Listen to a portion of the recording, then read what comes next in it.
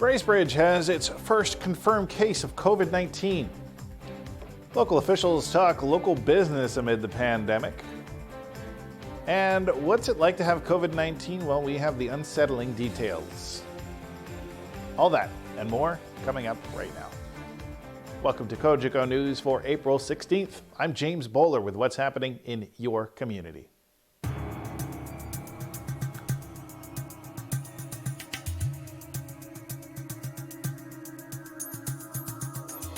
And to our top story, the first confirmed case of COVID-19 in Bracebridge has been reported. This comes from the Simcoe Muskoka District Health Unit, which released its updated report on all confirmed COVID infections across its coverage area earlier today. In Bracebridge, a woman in her 60s who had recently returned from travel was confirmed to have the virus. She's currently in self-isolation. Again, this is the first case confirmed by testing in the Bracebridge area. And in total, it brings the number to 15 in Muskoka. It also means there has now been a confirmed infection in all of Muskoka's municipalities. And according to the North Bay Parry Sound Health Unit, the number of infections in Parry Sound is currently at 3, which remains unchanged from yesterday. Now, for those struggling in this dire economic climate, there is help and there is support from local officials as well. As small businesses in Muskoka continue to struggle during this COVID-19 pandemic, local officials are brainstorming ways to help out. MP Scott Aitchison held his first of a few roundtable discussions on Zoom today with Huntsville Lake of Bays officials to discuss the struggles businesses are currently facing and share creativity others have come up with to keep afloat. The whole idea behind this was to try to hear as many questions as possible to see if we can answer those questions, and also answer any questions related to changes that you think might need to happen to, in my case, the federal programs that are being offered, and also, of course, to see if there's other ideas that are out there that we should be proposing to the government to help. You know, I've pointed out a few times in a few of our different Zoom meetings like this with my caucus colleagues, about the importance of supporting truly small business and those that are driven in many ways by tourism, and how many of these programs, whether it's the wage subsidy or the loans, don't, you know, a lot of businesses in our area simply wouldn't qualify for them. And so, you know, in those conversations that I've had with many businesses one-on-one, I've been hearing those ideas. We want to hear more of those ideas today. And we may not have all the answers for you, but we promise to get back to you if we do need to dig deeper to find an answer. But more than anything, we want to hear from you and hear your ideas, because it's about, you know, not just surviving the crisis, but surviving the aftermath as well. And I'm looking forward to hearing ideas about, you know, how we get our economy up and running again and make sure that, you know, we're all thriving. MPP Norm Miller was also on the call, bringing his experience both as a longstanding MPP and as a former tourism-based business owner. You know, as a former business operator, resort operator for 30 years, I certainly recognize there's an awful lot of uncertainty out there, and for a lot of the businesses in Parry Sound Muskoka, like my former business, wondering whether you're going to have a season at all. So certainly I'm really interested in hearing suggestions for how the provincial government can help coming out the other side of this. Certainly, you know, the government's been focused on, obviously, on the health aspects of it and trying to win that front. That certainly has to be the top priority, and I certainly want to help. Meetings will be scheduled for Bracebridge, Muskoka Lakes, Gravenhurst, and Parry Sound as well in the coming weeks. Just to note, Mayor Karen Terziano brought up the fact that there might be a possibility the Ironman could be postponed. We'll have more details on that as more details become available. Just before we go to break, I want to show a photo that was recently posted by the Huntsville OPP. Now, this is proof that the OPP is taking the law against social gatherings very seriously. If you have more than 5 people who don't live in your residence over to your home, you will face a hefty fine. This law is in place to stop the spread of COVID-19, and it should be taken very seriously. We'll have more details on this next week as well from the OPP, so stay tuned for that. In the meantime, we are taking our first break. I'll return with a sobering look at how COVID-19 can affect you.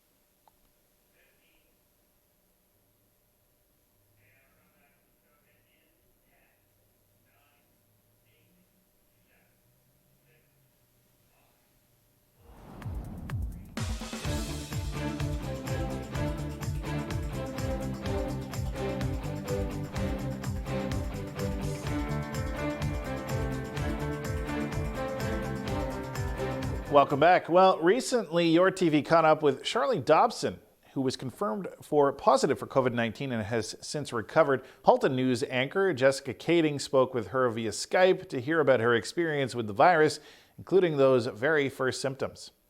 My first symptoms appeared just shortly after March break.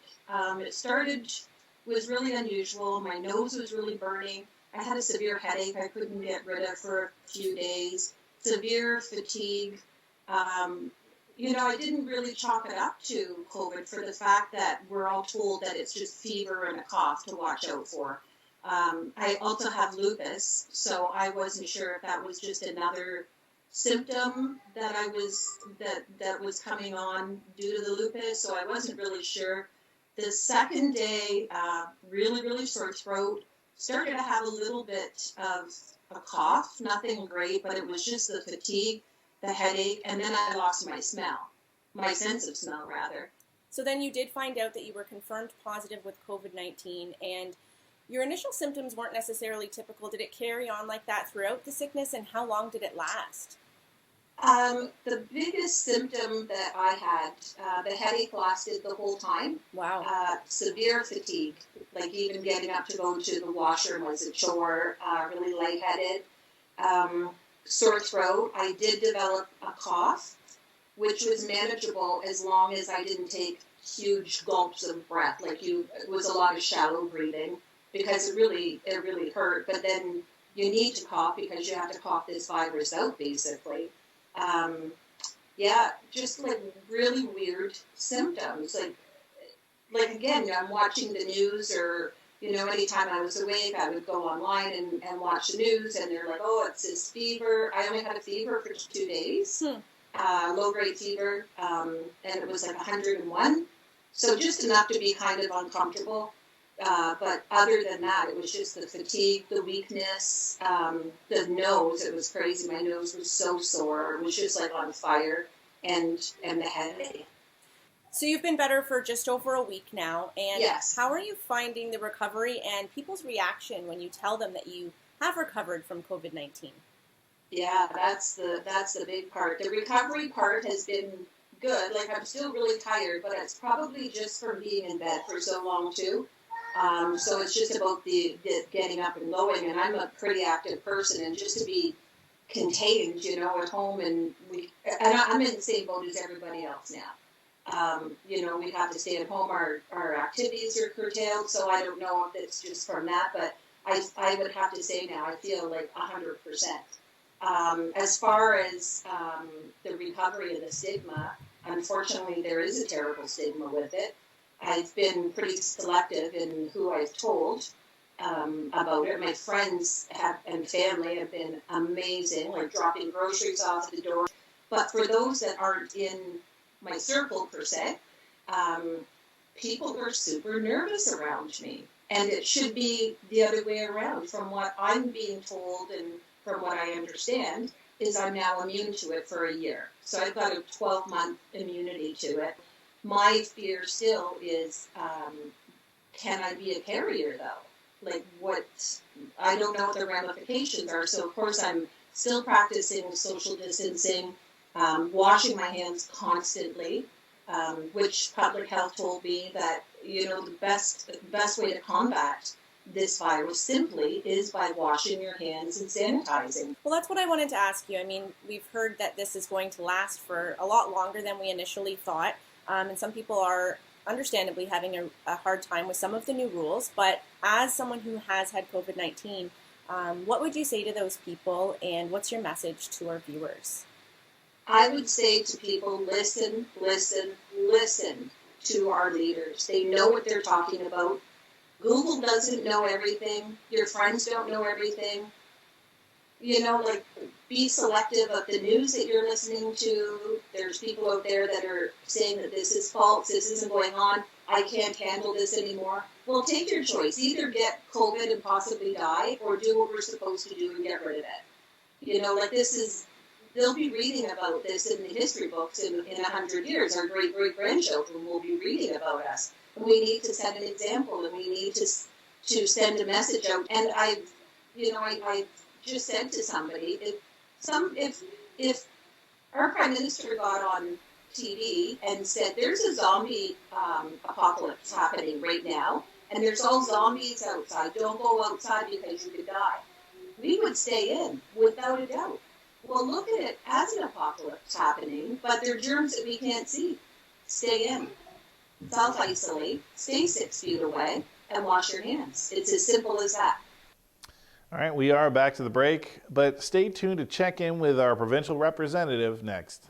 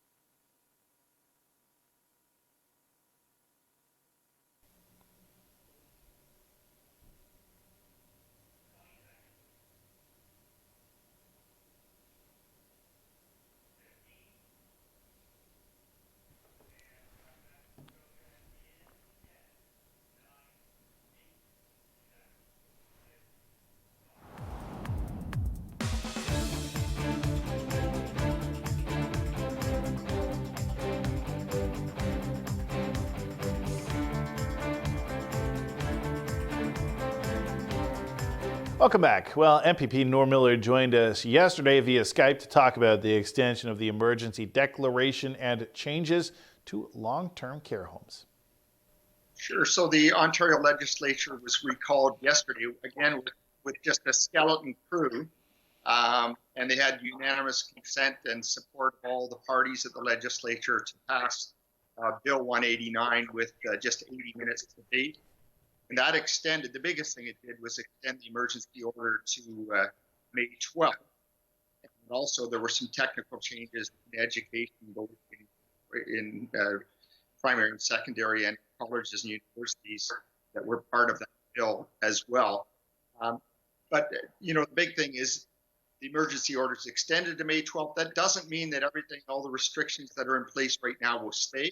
It really depends on how we make out with health outcomes. If we start doing better, then we may see some reduction of the orders, loosening of orders. But basically, they're following it day by day. We had 494 new cases today, and it's been under 400, but fairly steady the last few days. We need to see some improvement in the health outcomes, and then hopefully, eventually, we'll see some getting back to normal. So, Norm, one of the other changes that was announced was the updates to how long-term care homes are being dealt with in Ontario. Can you tell me a bit about that plan? Yeah, I mean, it's been heartbreaking, really. The most vulnerable population and the hardest hit, not just in the province, but around the world. I was, certainly my heart goes out to all the families that are affected. I was speaking last week to Laurie Scott, who's the MPP for Haliburton, and that has the Bob Cajun long-term care home that's really been the hardest hit. And it's it's terrible because, it's small towns, lots of people in them and quite a vulnerable population. So there were, from the beginning, there's been strict restrictions on who can go into long-term care homes and protocols that have been put in place. But now there's even stricter and a bunch of other measures that were announced by the Premier and long-term care minister, Dr. Marilee Fullerton, so that now they're going to be using hospital staff and home care nurses and doctors to help out in long-term care homes. They're going to be, one of the key things is they're going to be limiting, so home care, or sort of long-term care workers will only work in one long-term care home, so they aren't going from home to home and moving the virus with them. And there's specialist infection control people that are going to be put in place.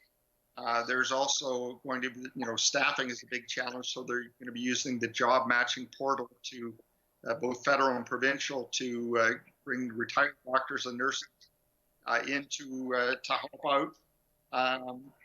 And they're ramping up testing dramatically. I know the Premier's been a little frustrated that it's not been as high as he would like, but I think the testing numbers today were 6,000.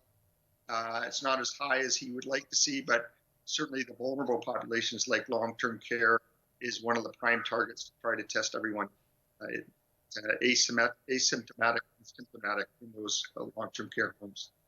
So Norm, I know there's discussions about what happens at the end of this, and part of what you're doing is preparing for getting the economy back in order. And tell me a bit about that. Sure, and I've been, I've hardly left my home for the past month, other than to go to take the garbage out and a few other essential things. But I've been doing a lot of conference calls and Zoom calls with many different sectors. With the retail sector, of course, all the tourism-related businesses, accommodation, restaurants, campgrounds, children's camps, and golf courses, and a lot talking about how do we come out of this, and whether we can have a phased approach, which I think in many cases will make sense as we come out. The province has also created a committee headed by Finance Minister Rod Phillips, and it has Vic Fideli, the Economic Development Minister, on it, and people that aren't ministers that will be consulting with all the various sectors, so that as we start to win the health battle, we'll be able to get industries ramping up as quickly as possible. I know I was on the phone yesterday with 17 marinas from around Army of South Muskoka, and they would like to be able to, they're concerned that when we get back to normal, all of a sudden everyone's going to want their boat, and they would like to have a phase where they can start to do some of the rigging and preparation ahead of time, because they know they just won't be able to handle all at one time. So that's the sort of thing that I think we will need to do. Other businesses that took time with the pandemic to start renovations and then were forced to shut them down when the essential businesses were changed. So I think we're going to need to allow some of those businesses to start early to finish those renovations where they can do it in a safe way. So those businesses will be able to open. And other businesses that, like landscaping, where you may not, where you'll be able to maintain social distancing, et cetera. I think you have to look at all those, how we can phase them in and get them back up and operating when we start winning the health battle. We're back to the break, but stay tuned for more after this.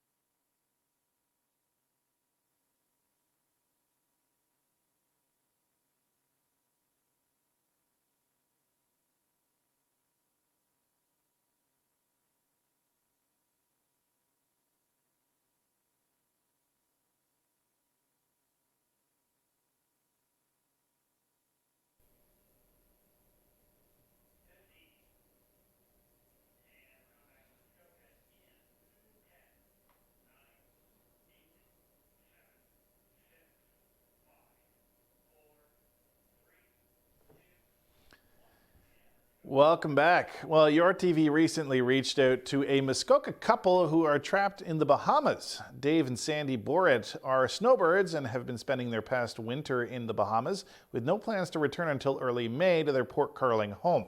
But the couple says when things started ramping up, they suddenly found themselves stranded. We thought, no, we'll stick it out here because at that time, basically around the March 15th timeline, everything was pretty much up in the air, and that's when they stopped flights from Nassau.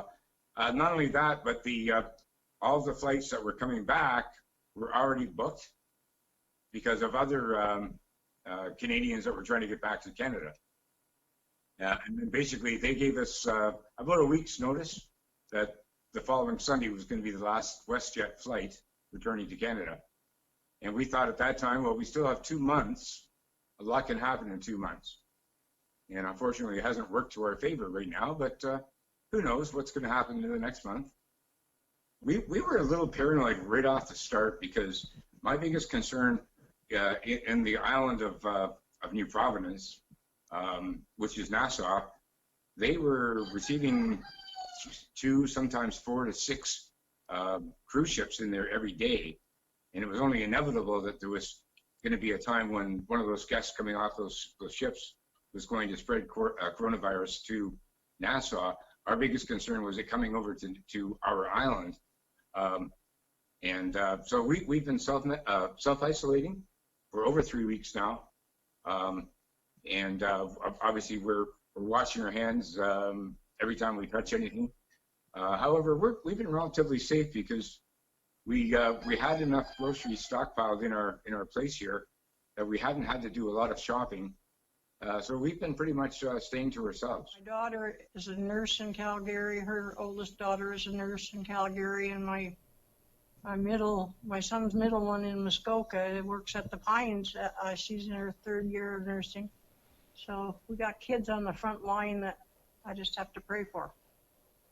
Now, just to note, the couple is living rent-free at the moment at their property and are in constant contact with the Canadian government, looking for a chance to get home to their family and their business. And if you're looking for local help during this pandemic, the Salvation Army has you covered. There are those that are accustomed to having to visit the food bank, but we really want to reach out to those that have never had to use a food bank before. These are unusual circumstances for you. You find yourself laid off. Maybe your seasonal employment that would be starting soon is not going to be starting. We want to ask you to give us a call sooner rather than later, before things get really tough, before the cupboards are bare. Give us a call. We can help relieve some of the pressure. At least you can have some food and put that money that you have spent on food towards other bills that are more pressing. But we're here to help, and we want everyone in the community to know that. It's not just for a particular type of person. We're here for everybody, and we're all in this together. We care about our neighbors, and we want to be able to provide through the support that we've been given so generously. So we just ask that you give us a call, let us know that you are in need, and we're going to ask a few questions over the phone, nothing too heavy. We're a caring environment here. We'll book a time with you for you to come in, so it's just you at that particular time. There's no crowds here, and we'll service you in a safe way and get food to you. We're getting wonderful donations from organizations and people in the community, and we're giving that away. So things you might not expect are going to be in that food hamper. It's quite a generous amount of food. So it may not be your month's worth of groceries, but it's going to definitely make an impact on that bill. So please don't hesitate to come and see us. We're back to the break, but stay tuned for a recap of today's headlines.